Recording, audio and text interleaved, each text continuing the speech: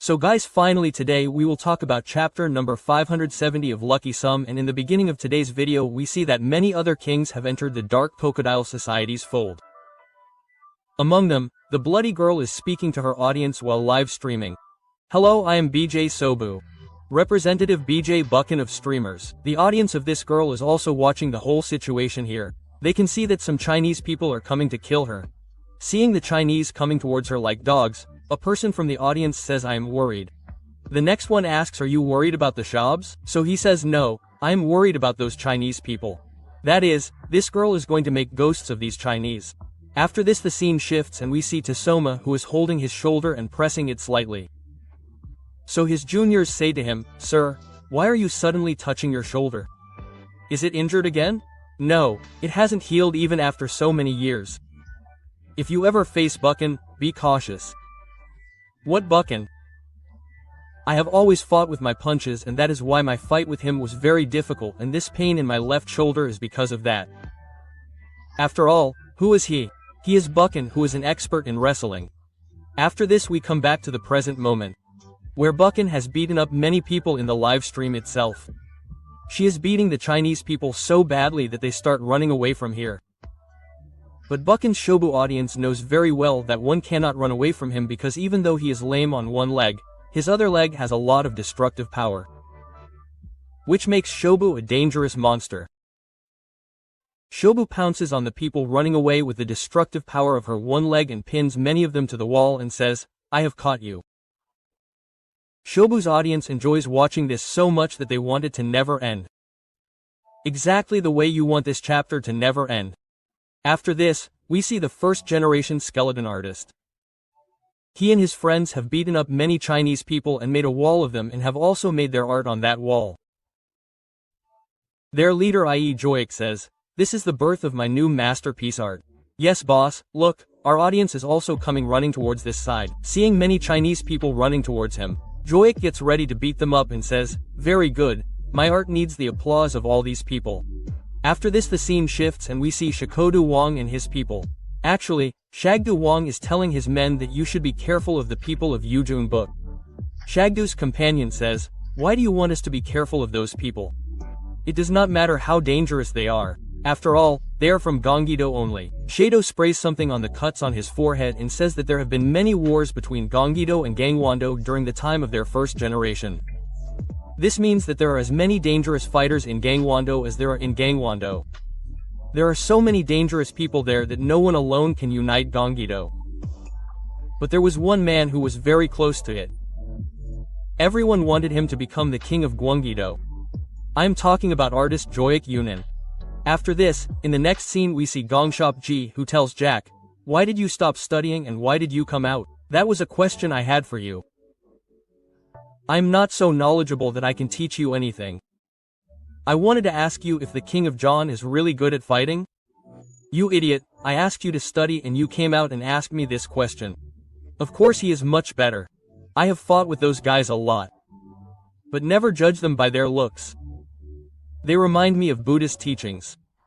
But there's a very different reason why I don't want to fight them. What? What is that reason? Those guys are really boring. In the present moment, we see the King of John and his guys just eating burgers and stuffing themselves. And obviously they are doing all this by laying a lot of guys on the ground. Here we are told that during the time of the first generation, their circle was called Sham Shim Dang. Their leader Hamin says while eating a burger, well, I am not sure what he is eating, but whatever it is, he says while eating, oh no, what do I do now? There is no jam in the bread. But elder brother, you had brought jam with you, right? Yes, I also thought so. But where is Jagna? Elder brother, you are really very funny. You turned Jagna into Jagna. Yes, I did the same. They are passing their time here in this way, but a person from the Dark Crocodile Society is watching them and says, you idiots. But Jagna runs ahead with many of his people and shouts that the way is clear. The rest of the kings have made way for us. Now it is time to go inside the Dark Crocodile Fall. Our plan ends here. Now all that is left is to fight. Everyone get ready. Today we are going to kill Paige's mother and sister. While running, Yovula says in her mind that this is our first and last chance. Finally today we will kill those people and I will complete my father's revenge. But I did not know that both of them are so powerful. She is now looking at Jake and Samuel, who are killing many Chinese guys very easily. They are not even concentrating on the fight. Jake says to Samuel, "I am telling you that your chest has grown a lot compared to before. Go away and eat cheap chocolates." Yovula says softly from a distance, "Yes, definitely it is big." Who said this? I mean, here we are talking about Samuel's chest, but still Yovula while running says in his mind, he is from the second generation, right? After all, how can the second generation be so powerful? Together with this and these people we can defeat Peck and Joe. But really that next guy looks very poor to me. She is thinking in her mind about the lineman from whom Samuel is lighting his cigarette while running. Seeing all this, Yovula feels that he has come here only as a servant. And obviously he will not be a very good fighter. That is why we will have to protect him. But then the lineman is in a dilemma. Samuel asks him to light a cigarette and Jake refuses to light his cigarette. Seeing all this, the other speed guys also feel pity for the lineman. But at the same time a doubt arises that if a weak guy like him comes in their way, then they can be harmed. Jacana hears the talk of his speed guys and so while running he shouts that he has come here to help us. So do not talk such nonsense about him. But in the meantime an executive punches Jagna, which Jagna obviously blocks with both his hands, and this executive named Unning says, "Speed, you succeeded in fooling the Ugasians. This is really praiseworthy." The number 2 guy says, "I thought Uzation took everyone with him, but now it seems he has left half the executives here. There are more executives present here, out of which some are 1,000 squad leaders and some are 100 squad leaders. And I told you earlier that 1,000 squad leaders are more dangerous and 100 squad leaders are a little less dangerous. And obviously out of 1,000 squad leaders, you must not have forgotten Jamal Bai, who might be from Pakistan or Bangladesh." Quote, seeing them, Jake and Daniel say to each other, "Daniel, you have fought with them before. So tell me, are they strong?" "Yes, these people are strong, or are they really so strong that you have to say this? What did you think? Why did I run away last time? Even though these people are less in number now, that's why they look weak." Quote, but still fighting them is not going to be easy. But both the guys of Speed's number 2 attack 2 of them. And one of them tells Jagna that, "Jagna, you go ahead. Yes, we cannot let the new guys die here. So it will be better if we finish these guys here. What are you thinking? Hurry up, use Cheyenne will be coming." So Jagna runs forward with the rest of the guys and says, "Okay, then move ahead. Those who are staying behind will reach us soon according to their skills. We just have to focus on catching Pachayan now." But in the meantime 3-4 executives attack Speed's number 2. At first he gets a lot of damage, but he controls himself and throws the 3 guys in the air and says in his mind, "Jagna, I am leaving everything to you. Finish this war." After this, 3 executives attack the second number 2 and he blocks their attack and says, "We cannot let the outsiders die at their hands. So you guys go ahead and leave them to us." This guy not only blocks their attack but also diverts it in such a way that all their attacks fall on each other. Meanwhile, Bonham, Yovula and Sebastian Kong are also beating the other guys very well. All of them just wish that we will stay here and Jagna and the people will go and defeat Peck and Joe. Daniel, who is running ahead with Jagna, tells him that those executives are very powerful. "We are leaving our men there. Do you think this is right? This is our first and last chance. I have no other way. I have to trust them. I just have to quickly go and kill Peck and Joe. Until then they will hold back the rest of the executives for us." But Daniel says to himself that the executives of the Dark Crocodile Society are very powerful. These guys at the back will not be able to hold them back for long. What will happen if something goes wrong with these people? Should I go back and help them?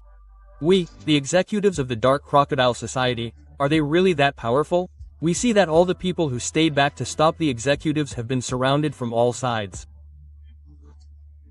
The guy at number 2 says to himself, "We stayed back to be cool, but these guys are so many and very powerful. What should we do now? Is this our end?" The very dirty beating of the Speed guys has just begun.